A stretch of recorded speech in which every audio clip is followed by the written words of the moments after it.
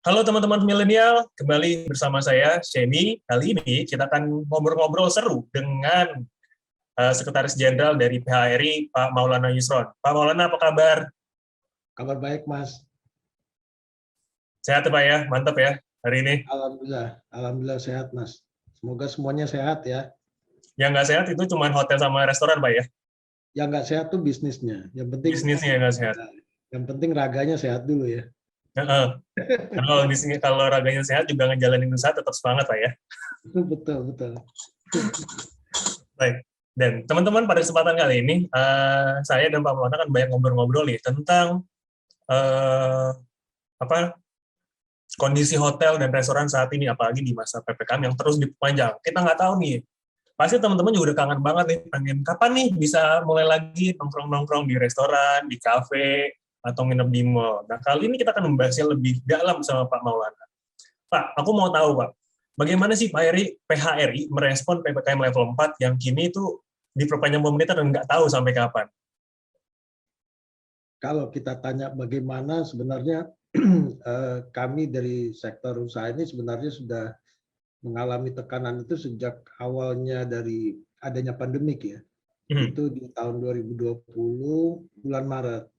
Nah, kondisi tersebut itu belum bisa diartikan dia bisa tumbuh dengan sempurna.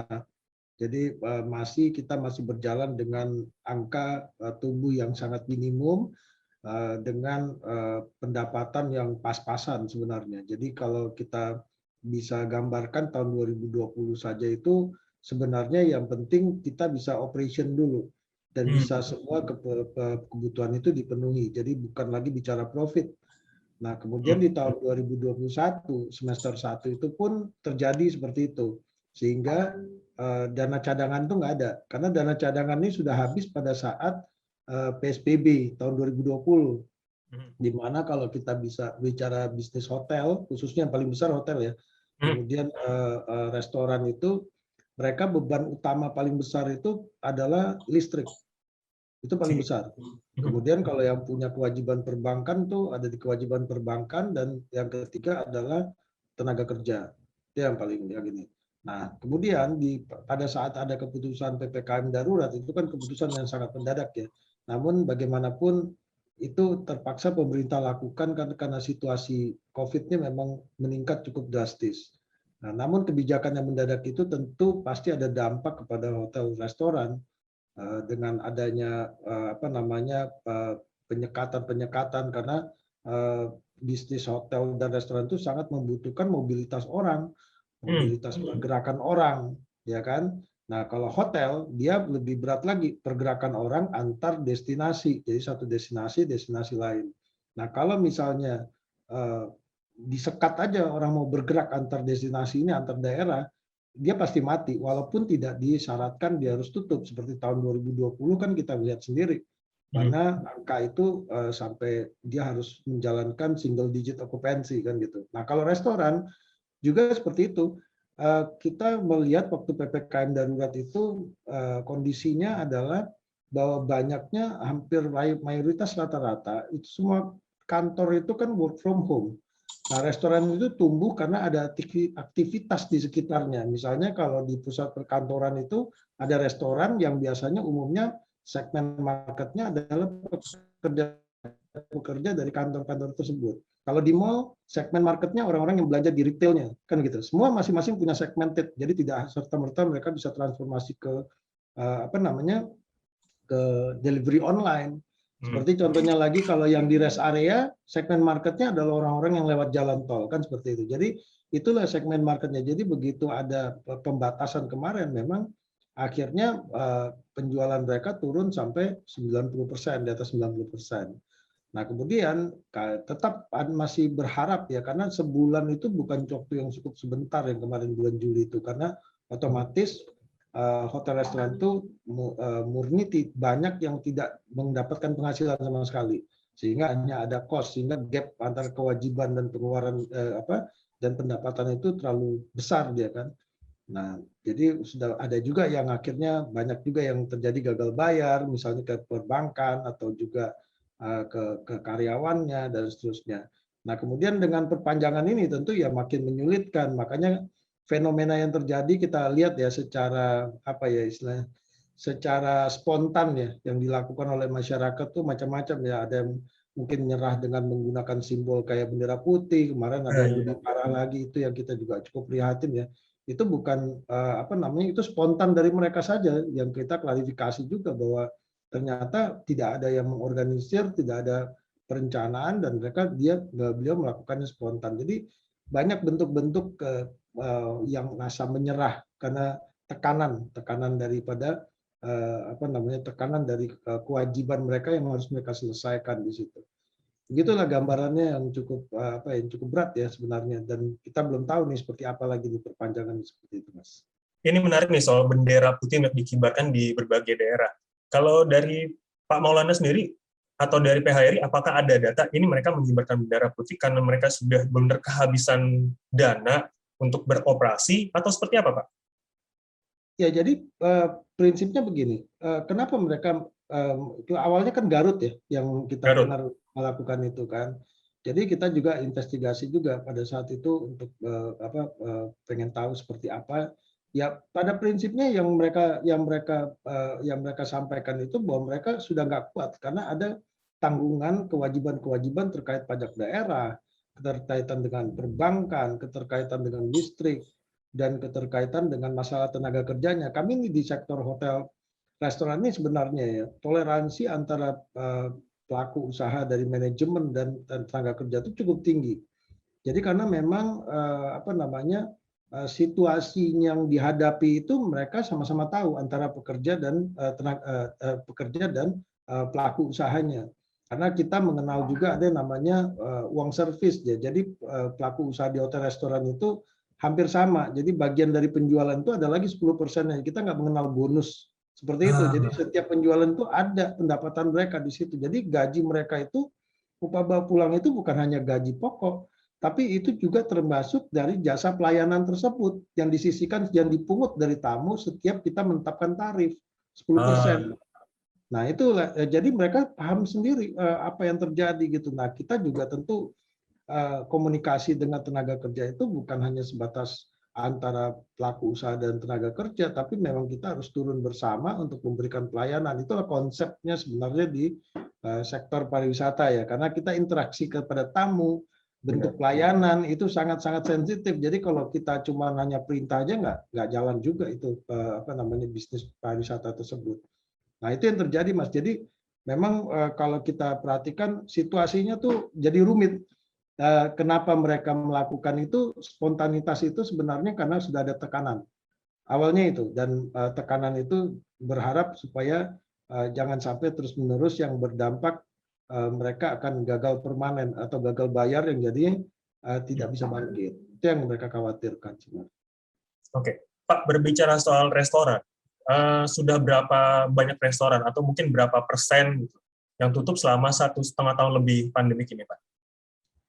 Sebenarnya kita tidak mendata secara detail ya. Kalau restoran itu pertumbuhannya cukup pesat ya, kalau kita perhatikan di Indonesia ini, dan yang paling sulit memang yang kalian lihat itu mendata tenaga kerja dan jumlah restoran itu sendiri, karena dia kecil-kecilnya banyak jumlah restoran itu.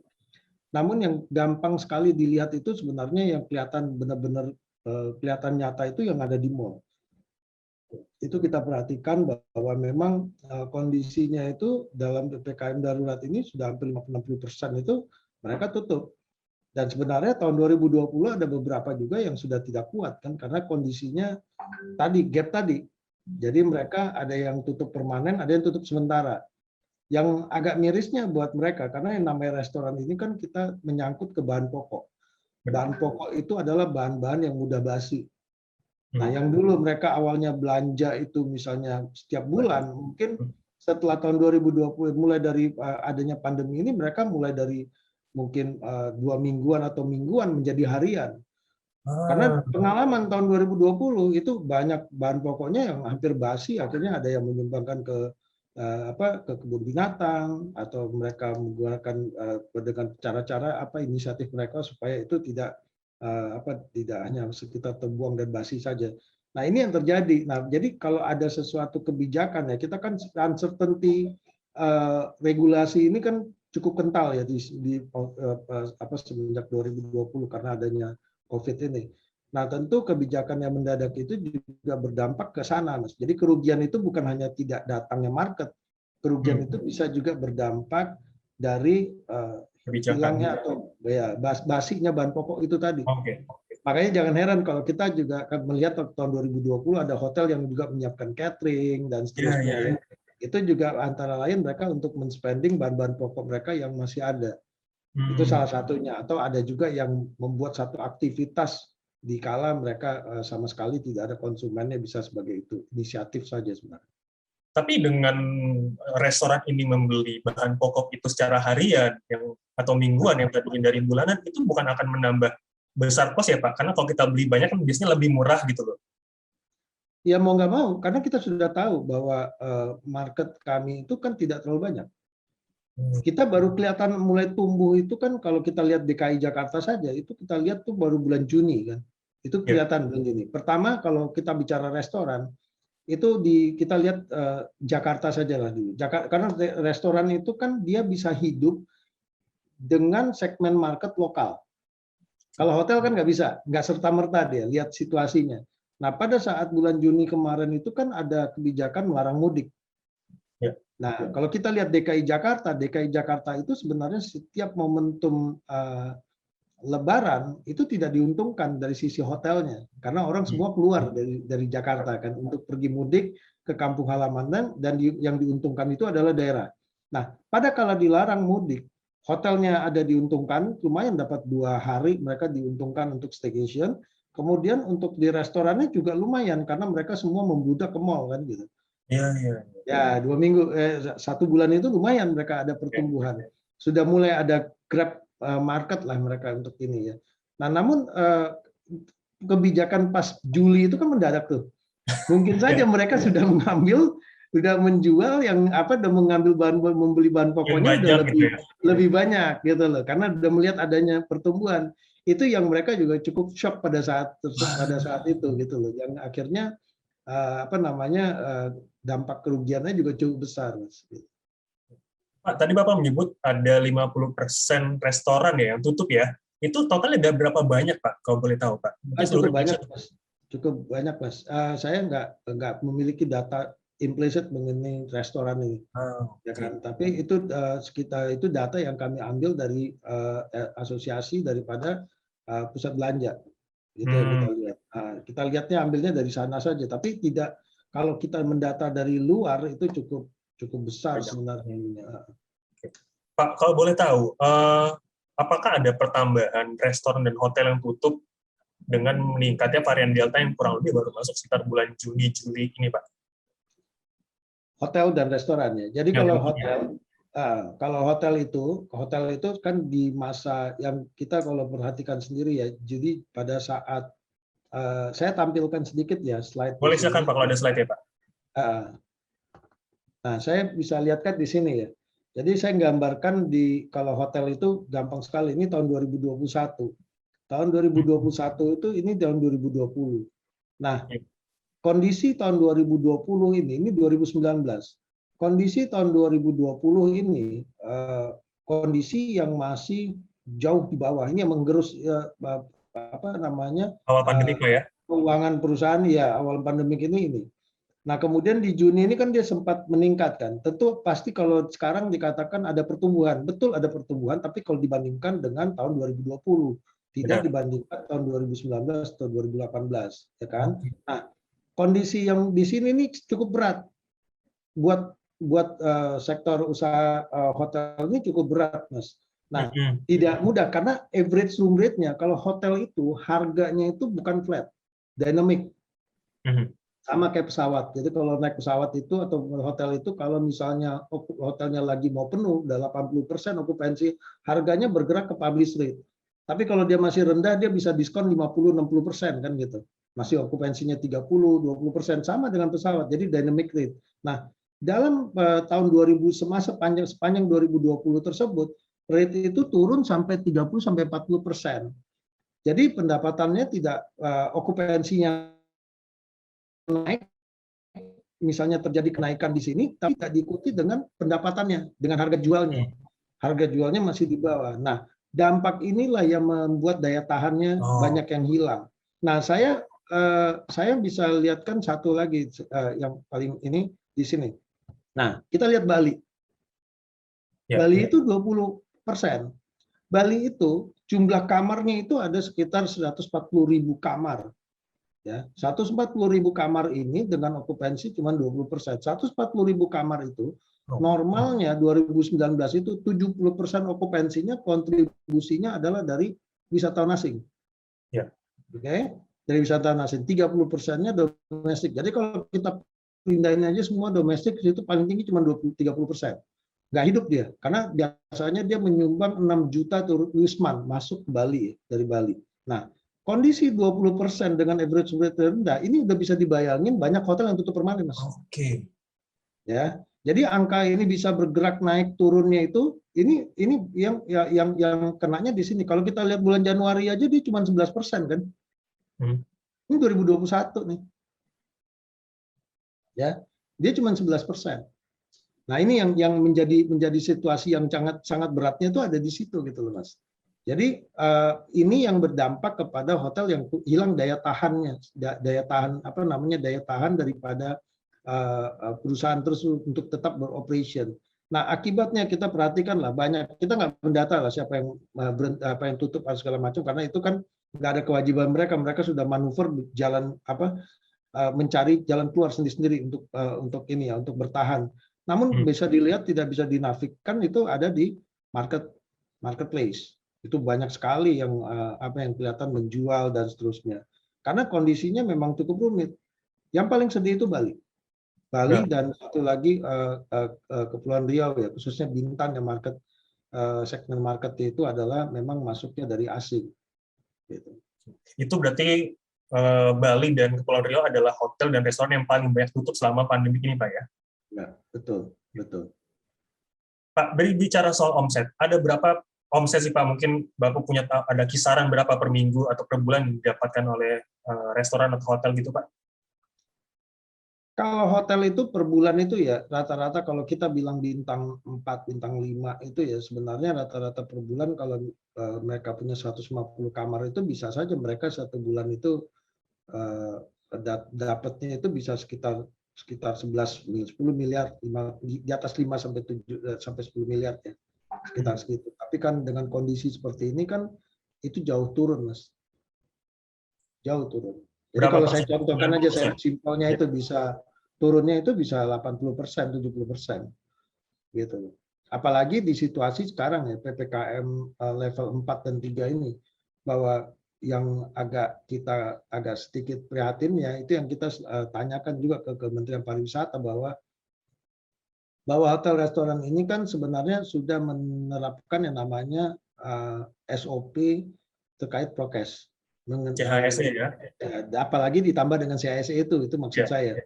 Namun mereka tidak boleh melaksanakan kegiatan seperti yang diizinkan dengan pasar tradisional dan rumah makan atau warung.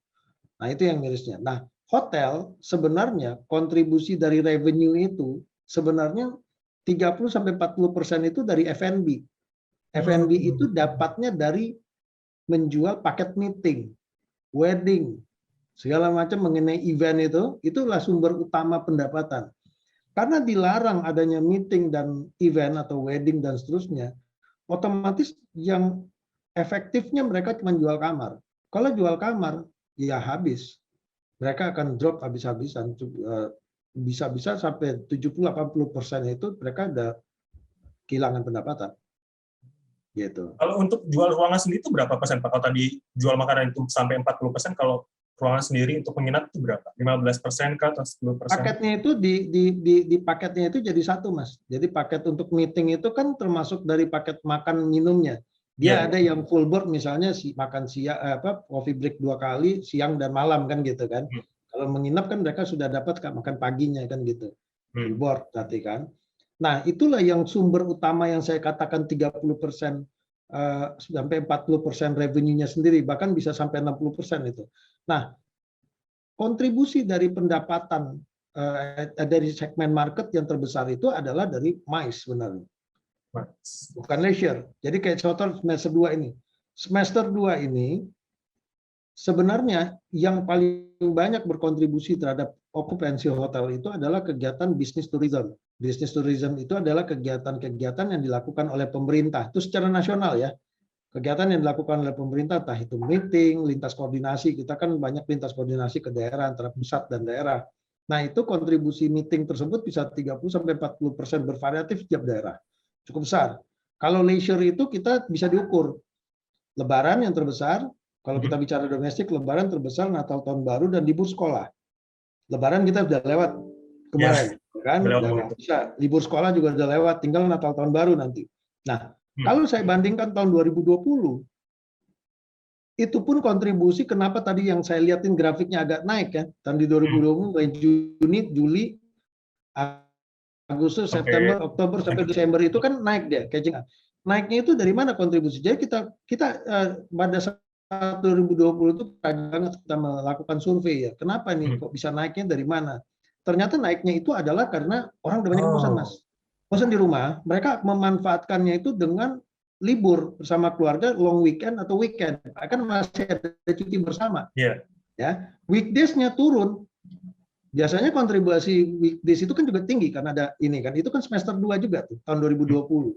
Cuman kan pemerintah pada saat itu melakukan refocusing anggaran karena kita kan lagi menghadapi COVID. Nah, tahun 2021 juga akan terjadi seperti itu karena sekarang pemerintah pun sudah fokusin anggaran besar-besaran sehingga anggaran meeting dan perjalanan dinas kan memang dari Bu Menteri mengatakan di apa namanya di refocusing kembali.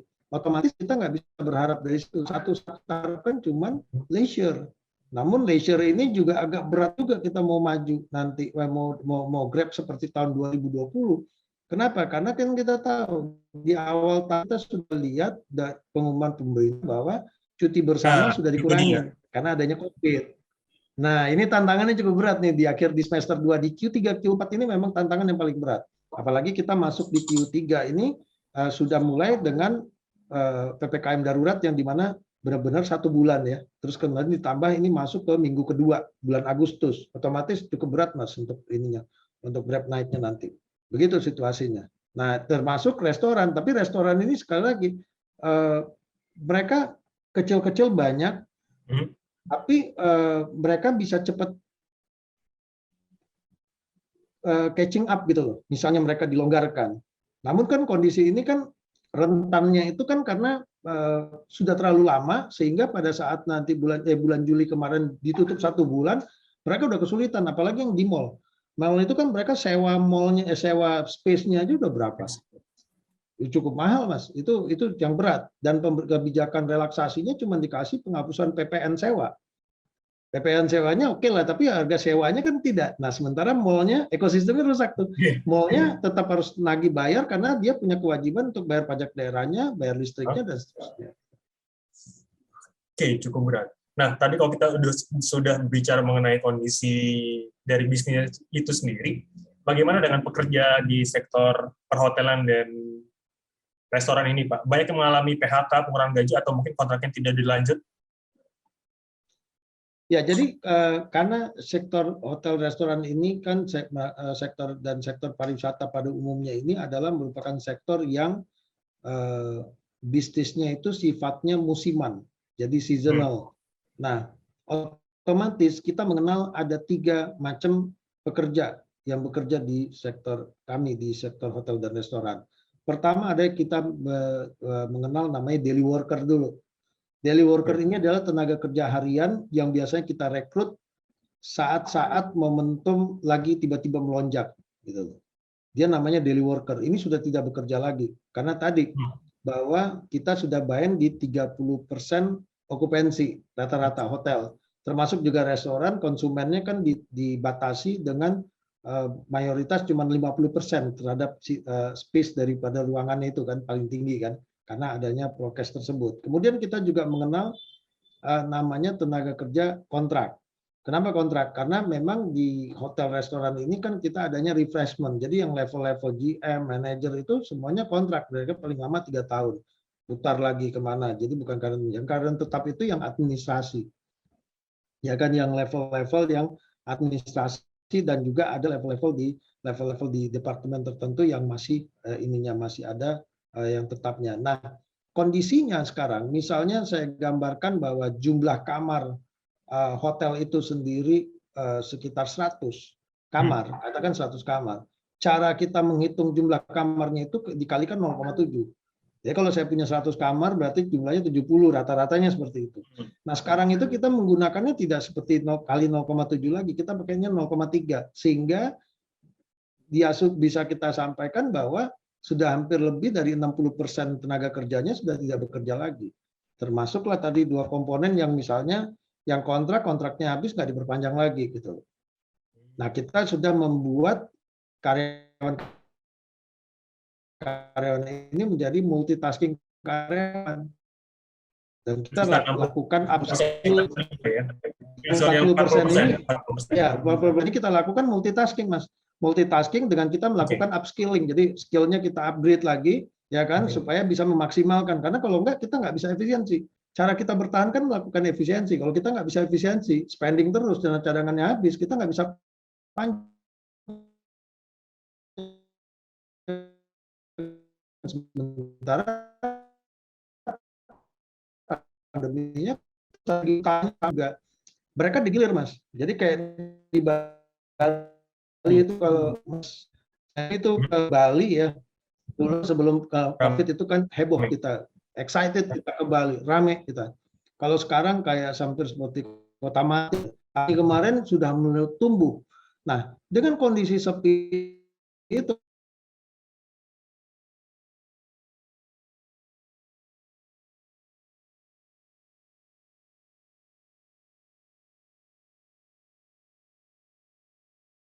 makanya waktu kalau masih 20 akhir tahun, kan tahun 2020 itu bulan pas Lebaran kan pemerintah mengatakan untuk cuti bersama nanti kita pindahin semua di akhir tahun lah.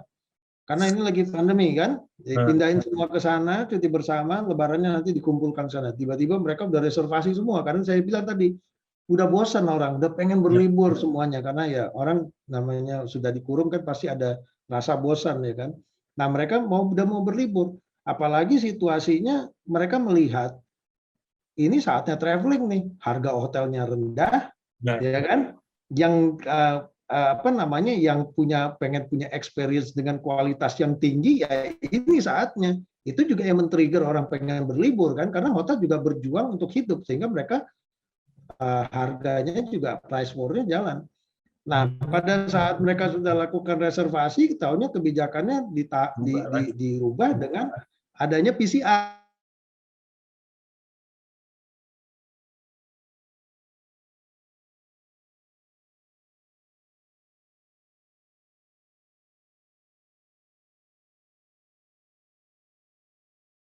Kita rekrut lagi, jadi mereka ayo masuk, mereka udah happy itu.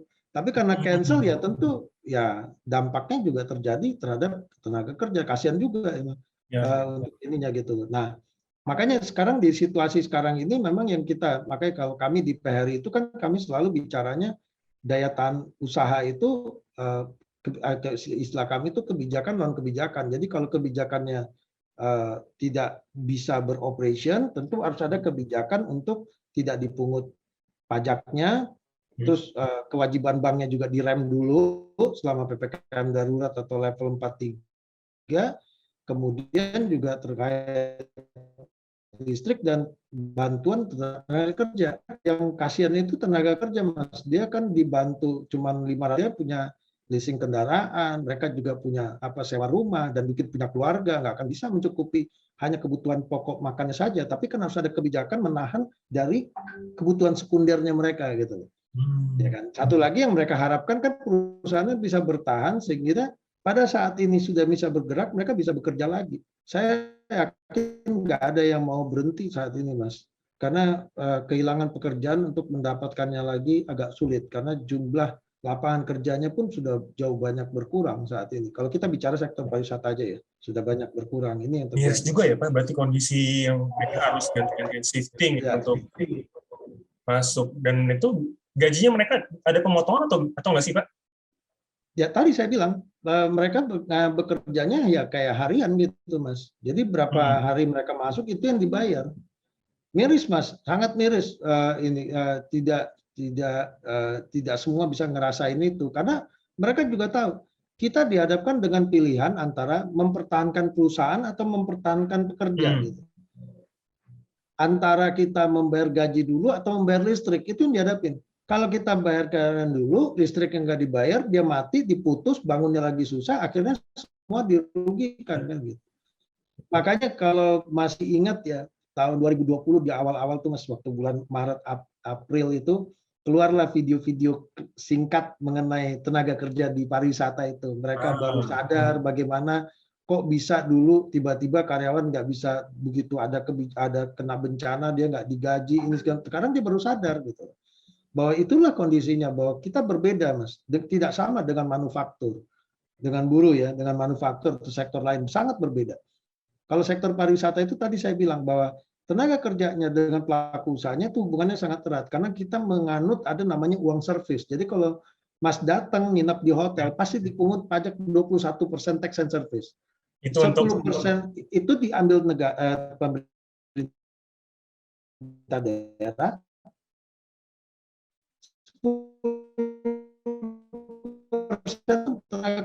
sehingga mereka itu ada tambahan itu di luar komponen gaji pokok ya. Gaji pokok mereka ada, tapi ada dan biasanya uang servis itu di daerah-daerah pariwisata apalagi di Bali itu bisa 2 kali lipat dari gajinya dia sendiri. Dari upah minimum ya. Kita anggapnya di situ. Kebayang ya berapa mereka bisa dapat. Itu di luar mereka misalnya ada tamu yang bijaksana dan baik hati mereka memberikan tip di luar itu. Di luar itu Mas. Itu otomatis kita pick up langsung dari begitu mereka bayar. Nah itulah yang terjadi. Makanya selalu melihat di restoran dan hotel itu ada namanya tax and service itulah seperti itu. Oke. Pak, untuk daerah paling terdampak dengan pengurangan pekerja paling tinggi di sektor hotel ini di mana sih Pak? Apakah tadi Bali. kayak Bali ya? Bali, Pulau Riau itu Pak? Bali, Jakarta juga termasuk, terus Bintan, daerah-daerah yang segmen marketnya cukup banyak asing, itu pasti paling banyak. Tapi mungkin ada pekerja yang sudah mendapatkan pekerja lain dan begitu pihak hotel menghubungi mereka sudah tidak bisa gitu Pak? Atau masih terima semua? Begini, memang betul bahwa ada beberapa ada yang masih mendapatkan untung ya dari situasi pandemi ini, mereka dengan berhenti bekerja, mereka bertransformasi atau manuver dengan bekerja di tempat lain atau membuka usaha itu ada. Tapi persentasenya kan sangat kecil Mas. Karena kalau kita lihat di situasi pandemi ini kan yang terdampak bukan hanya pariwisata saja, banyak sektor yang justru memang benar-benar kelihatan baik itu cukup tumbuh besar itu hanya di kesehatan dan telekomunikasi kan gitu. Sisanya yang lain kan terdampak. Nah makanya saya bilang untuk manuver itu tidak semudah yang dibayangkan. Ya kita lihat aja di Bali lah. Bali itu juga banyak juga kalau datang ke sana, yang banyak juga yang bekerja di sana kan juga pendatang.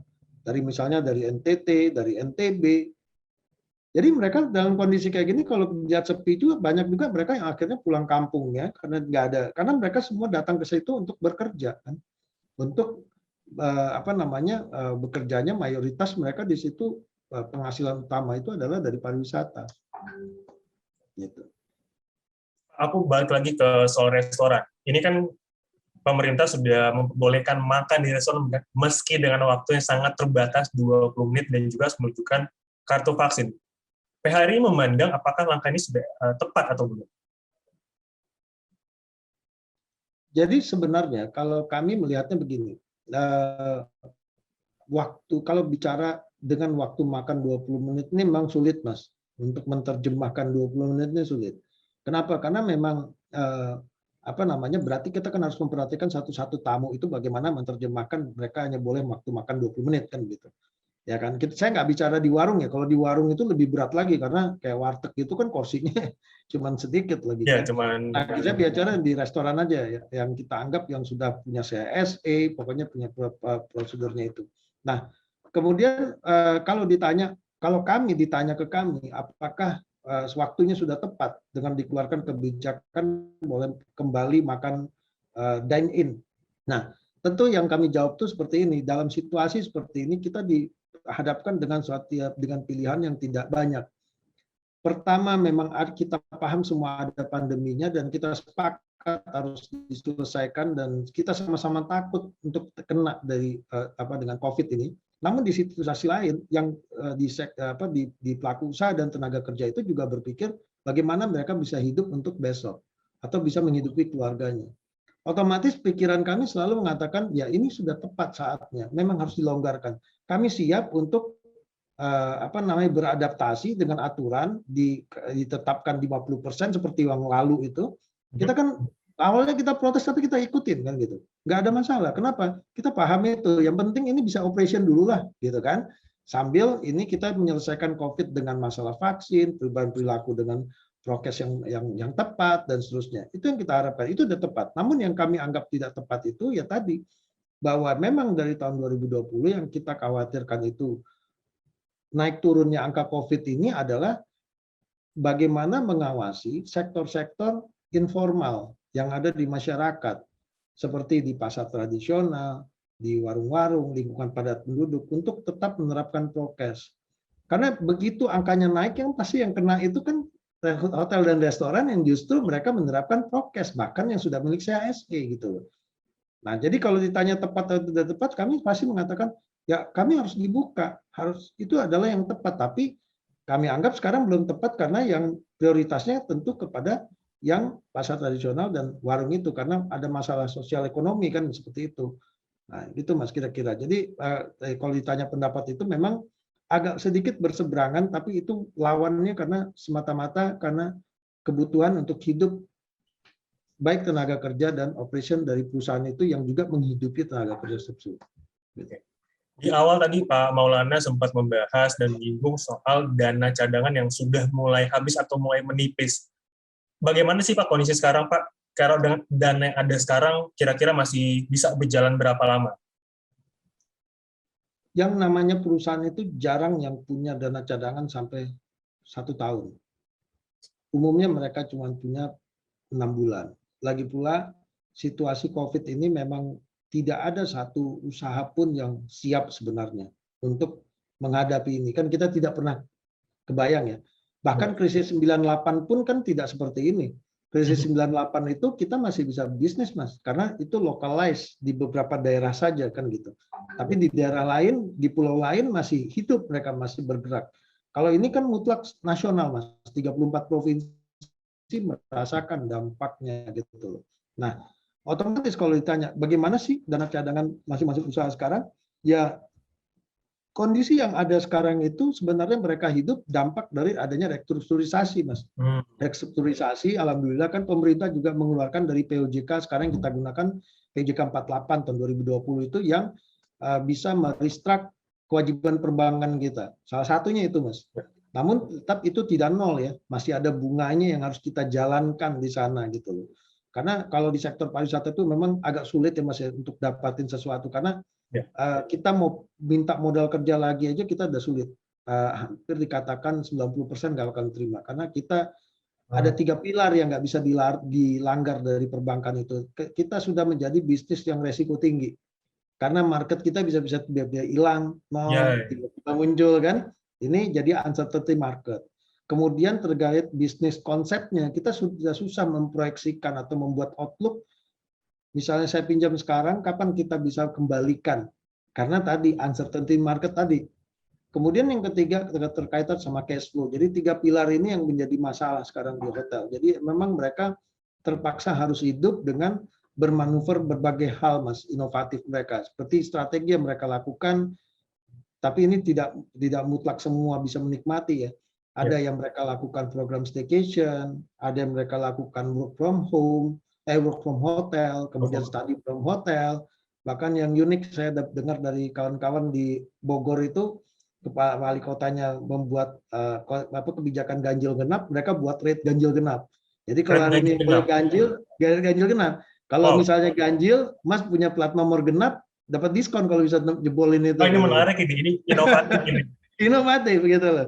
Nah, banyak ada paket long stay dan seterusnya ya. Karena kan kita memanfaatkan apa, Mas? Kita memanfaatkan anak sekolah yang belajar daring, Mas. Di Jakarta semua belajarnya masih online. Nah, kita bisa memanfaatkan momentum. Yang penting kita kuatkan internet. Mereka bisa belajar sambil di Bali. Jadi kalau Zoom gini, background itu asli, Mas, bukan virtual background.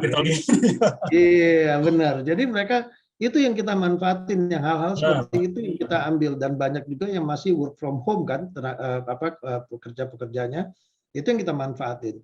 Nah, kemudian ada juga yang dengan program pemerintah itu seperti hotel sebagai OTG, tempat akomodasi OTG.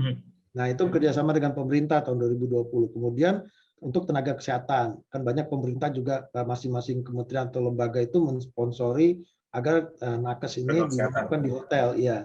Kemudian ada juga repatriasi untuk WNI WNA yang pulang dari luar negeri, mereka harus wajib karantina untuk masuk ke Indonesia. Nah, itu mereka bekerja diminta oleh pemerintah untuk memfasilitasi itu. Jadi atau yang private juga ya hotel sebagai isoman yang sekarang kita lihat. Namun strategi itu tidak serta-merta bisa menjadi satu manuver untuk bisa memukul rata semuanya bisa menstrategikan itu, karena nilai jumlahnya kan tidak banyak. Dan saat ini dengan PPKM darurat atau level 4.3 yang namanya staycation, work from hotel, study from hotel itu udah nggak laku. Nggak bisa, kecuali paket isoman. Tapi isoman ini kan juga nggak banyak, Mas. Itu adalah manuver yang terbaik bagi yang bisa dapat marketnya. Kalau itu kan adalah strategi hotel atau langkah-langkah inovatif yang dilakukan hotel untuk bertahan di masa PPKM ini. Bagaimana dengan restoran sendiri, Pak? Nah, pertanyaannya menarik, Mas. Mereka udah bingung sendiri, Mas, karena mereka mau ngambil delivery yang saya bilang tadi, Mas. Kan nggak mungkin ya, ada misalnya contoh, dia hidup restoran tuh di rest area, mungkin nggak mereka ada delivery dari sana? Nggak ada. Ya. Kemudian yang di area perkantoran. Jadi kalau saya bayangkan kehidupan kita hari-hari. Ada namanya restoran yang buka untuk breakfast. Ada orang yang bekerja untuk, saya contohkan Jakarta yang paling mudah. Tinggal di Bogor, bekerja di Jakarta. Hidup hari-harinya, makan itu di rumah itu mungkin paling banyak kalau yang sudah commute itu. Jadi restoran itu tumbuh karena ada commuting people. Orang yang bergerak untuk bekerja. Ya kan? Jadi setiap hari itu mungkin cuma satu kali.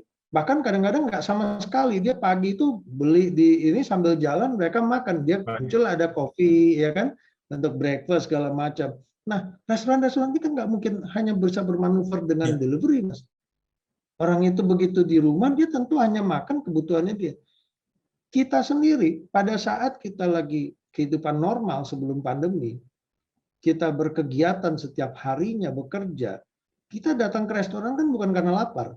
Saya mau ketemu nih, kita mau wawancara seperti ini. Kita masuk ke Starbucks atau kita datang kemana kan bukan dalam kondisi lapar. Gitu. Itulah jadi restoran itu juga berfungsi sebagai tempat pertemuan, ya kan, tempat discussion atau segala macam. Nah itu tumbuh restoran. Nah otomatis pada saat lagi seperti PPKM darurat atau level 4.3 ini apa yang mereka bisa harapkan dari sana?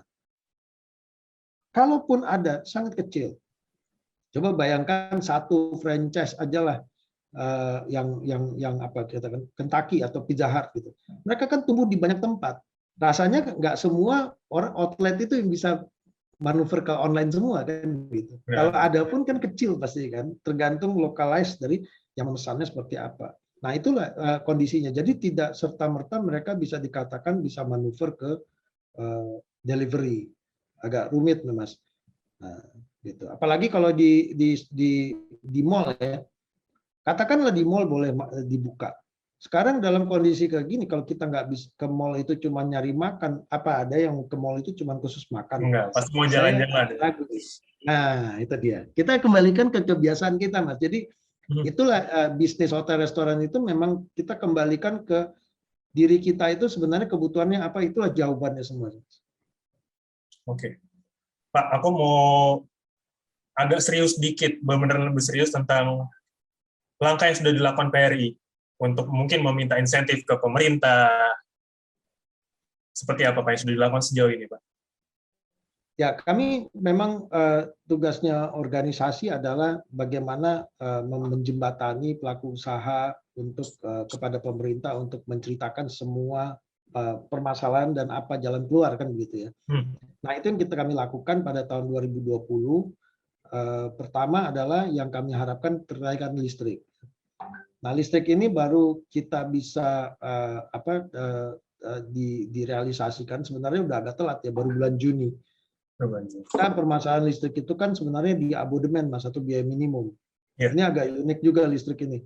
Karena listrik ini yang paling menggerus sebenarnya. Gini, pada sebelum tahun 2020, memang banyak kita ini mengambil penawaran dari PLN ini untuk mengambil premium service namanya. Premium service kita kolak itu pasti per KWH-nya lebih mahal dan abodemen atau biaya minimum juga lebih tinggi.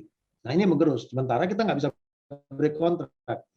Kalau kami nggak ngambil itu, pada saat kita tutup, kan kalau hotel tutup buka kan listriknya tetap ada di situ kan, karena ada abodemen. Jadi pada saat kita tutup, kalau kita nggak pakai premium service, itu kita harganya mungkin sekitar 35 jutaan. 35. Tapi kalau kita pakai premium service itu harganya 100 juta, Mas. Wow. Dipakai, itu salah satu yang menggerus. Nah, kita berdapat pada saat Juni kan sudah mulai otomatis kan lebih di atas abodemen, jadi nggak terlalu bermanfaat, kecuali kayak di daerah Bali yang masih tutup mungkin, atau daerah-daerah lain yang masih tutup, itu masih bermanfaat. Itu kita dapat 6 bulan. Kemudian yang kedua, kita dapat relaksasi dari POJK 11 waktu itu. Ada 11 sama 14, kita bisa relaksasi yang perbankan 11, yang POJK 14 itu non bank. Tapi yang 11 ini yang jalan, yang 14 ini agak sulit. Non bank ini kalau dibayar setelah bulan Juni itu langsung disikat itu, ditarik mobilnya atau ini, itu yang jadi masalah kan. Tapi kalau yang himbara kita sudah lumayan aman walaupun tidak semua untuk bisa restrukturisasi sampai tahun 2021 Maret kan gitu. Nah, kemudian yang ketiga juga terkait dari fiskal ya. Kita PPh 25, PPh 21 itu kita dapat diskon. Namun sebenarnya memang kita harapan kita PPh 25 ini kita bayar, kan kita bayar cicilan kan, setiap bulan itu kan dicicil, dipotong sampai 1 tahun.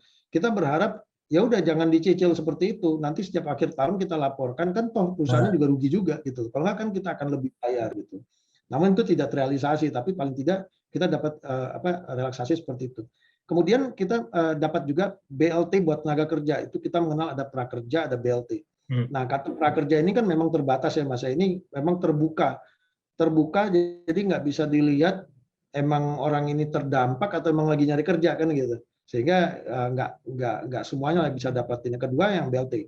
BLT ini juga akan jadi masalah di kami. Kenapa? Karena memang data yang dipakai itu kan harus data yang masih aktif BPJS Tenaga Kerja itu bulan Juni tahun 2020.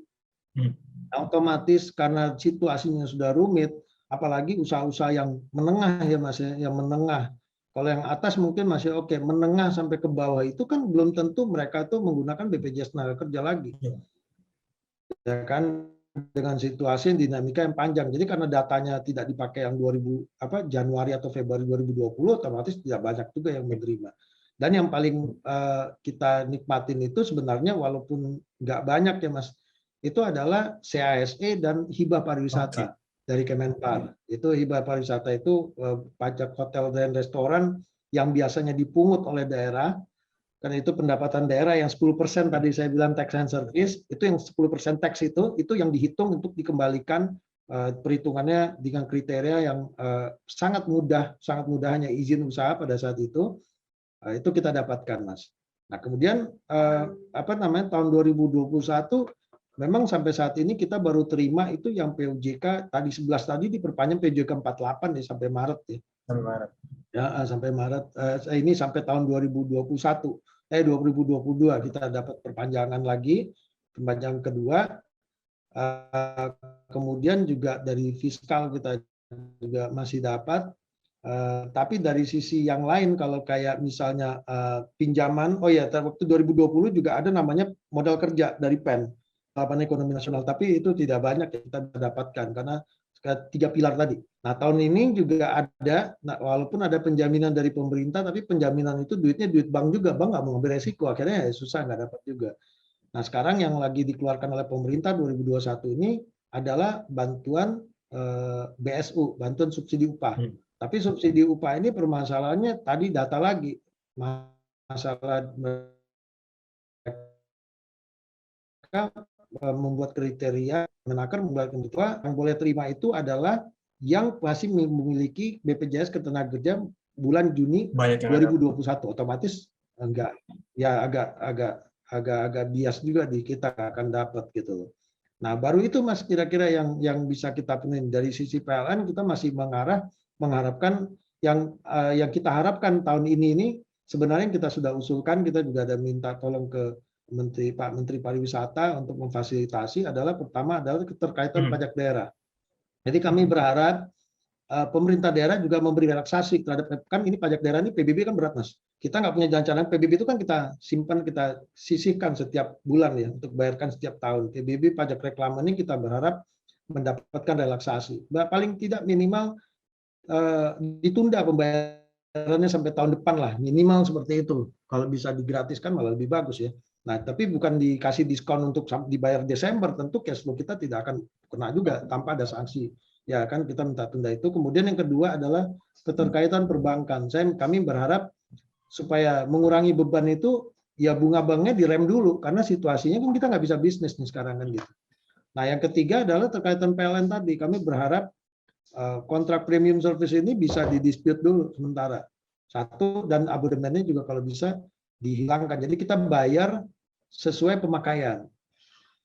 Nah, yang terakhir tadi yang BLT tadi yang sebenarnya sudah diimplementasikan, namun juga masih ada menyisakan masalah tadi, masalah data. Kemudian juga kami juga baru bersurat ke Menteri Tenaga Kerja bahwa Permenaker 16 2021 itu juga belum semua daerah yang kena level 4 dan 3 ini masuk di sana. Ada 6 daerah yang belum masuk. Ternyata ada dari Bangka Belitung, Kalimantan Selatan, Sulawesi Selatan, saya lupa satu lagi apa ya, Maluku apa gitu Mas. Jadi ada beberapa daerah yang belum masuk yang kami harapkan juga supaya adil dimasukkan. Oke. Banyak sekali Pak yang berarti yang masih belum diberikan pemerintah supaya hotel dan restoran ini bisa tetap hidup di masa PPKM ini Pak ya. Pak, mungkin terakhir dari saya, mungkin Bapak punya saran buat hotel dan restoran sebagai praktisi juga tentunya, agar mereka tetap bisa hidup dan bertahan di masa pandemi ini?